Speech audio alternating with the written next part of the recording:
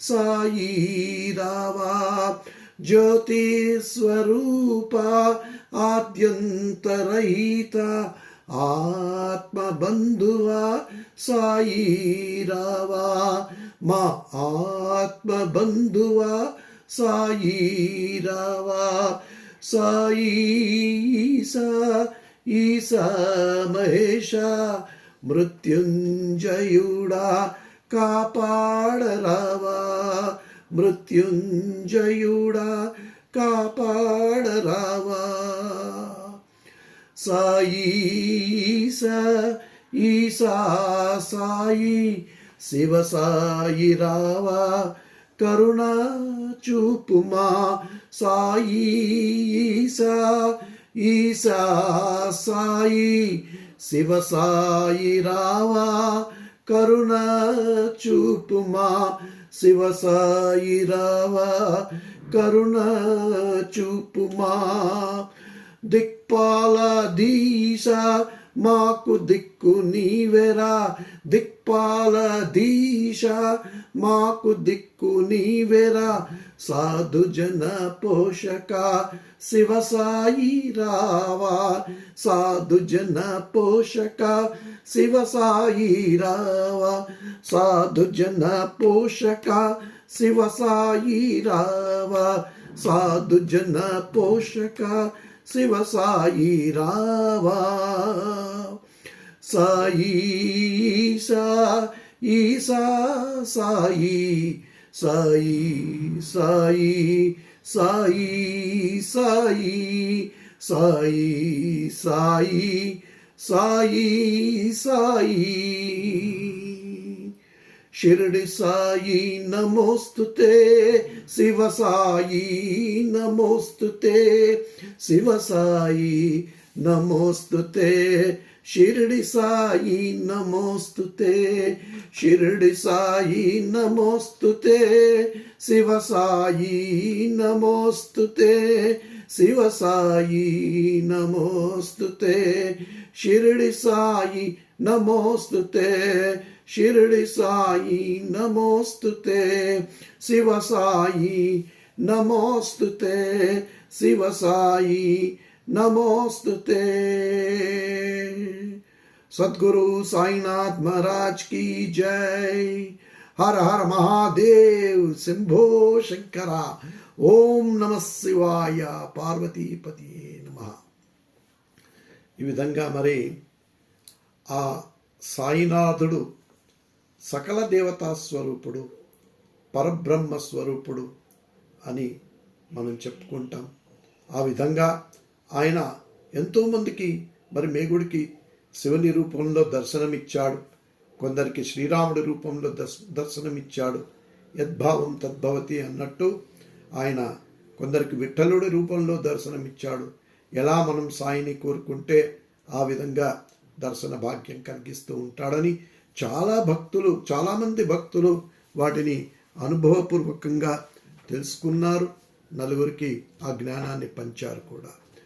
ఇదే విధంగా నాకు కూడా వ్యక్తిగతంగా మరి స్మరించుకోకుండానే ఒకనాడు మరి సంధ్యావందనం చేస్తూ ఉండగా తర్పణం మొదలైనప్పుడు ఆ నీటిలో శివలింగం, ఆ శివలింగం పైన మరి సాయినాథుడు అభయహస్తంతో దర్శనం ఇవ్వడం జరిగింది. ఇంకొక విశేషం ఏమిటంటే ఈ శివలింగానికి మంచి నేత్రాలు కూడా కనపడ్డాయి. ఆ నేత్రాలు అమ్మవారి నేత్రాలుగా కూడా గోచరించాయి.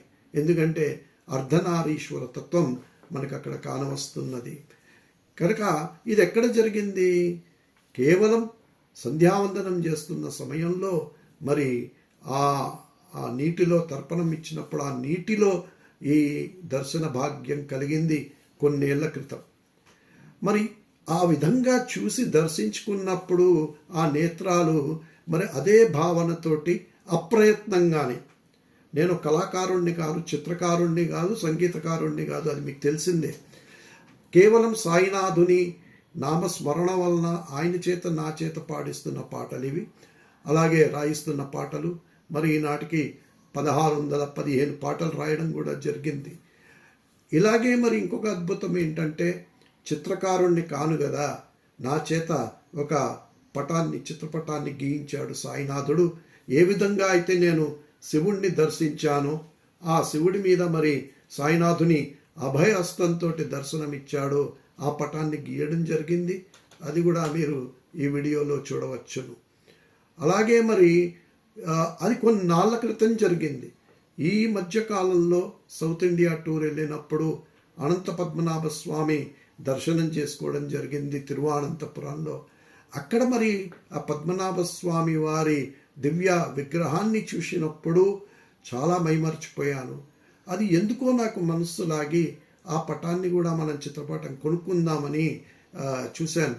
అద్భుతం ఏంటంటే అనంత పద్మనాభ స్వామి యోగ నిద్రలో ఉన్నప్పుడు మరి ఆ స్వామి యొక్క చేతి కిందన మనకి అక్కడ శివలింగం అన్నది కానవస్తుంది తిరువనంతపురంలో చూసి. అయితే ఈ చిత్రపటంలో చాలా క్లియర్గా ఆ శివలింగానికి కూడా నేత్రాలు ఉండడం అన్నది చూశాను.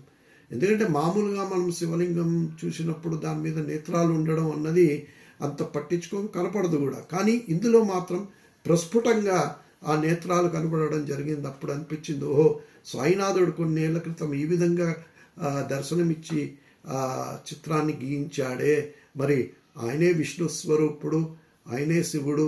ఆ విధంగా మరి మనకి సాయినాథుడు ఉండడం, కింద శివలింగం ఉండడం, దాని మీద నేత్రాలు ఉండడం. మరి ఇవాళ అనంత పద్మనాభ స్వామిని దర్శించుకున్నప్పుడు ఆయన యోగనిద్రలో ఉండడం, కింద ఆయన చేతి కింద శివలింగం ఉండడం, ఆ శివలింగానిపైన చక్కటి నేత్రాలు కానరావడం చాలా అద్భుతంగా అనిపించింది.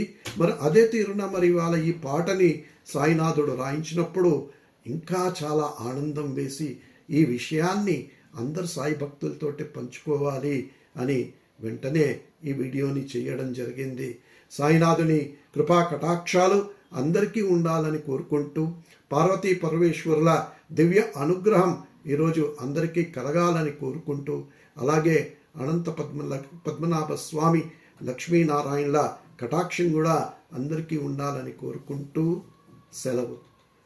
సాయినాథ్ మహారాజ్ కీ జై.